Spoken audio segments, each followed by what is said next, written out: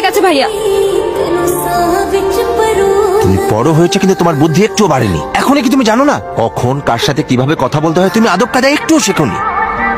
আরে কি ব্যাপার, তুমি ওকে এভাবে ধমকাচ্ছ কেন?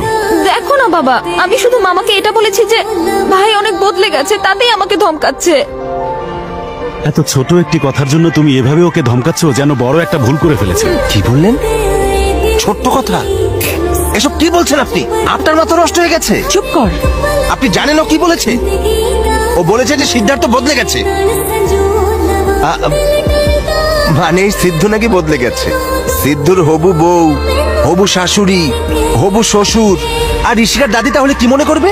ওনারা যদি জেনে যায় যে ও বদলে গেছে তাহলে? কি করছো তুমি? পাগল তো তুই হয়েছিস, তাই এসব আবল তাবল বকছিস।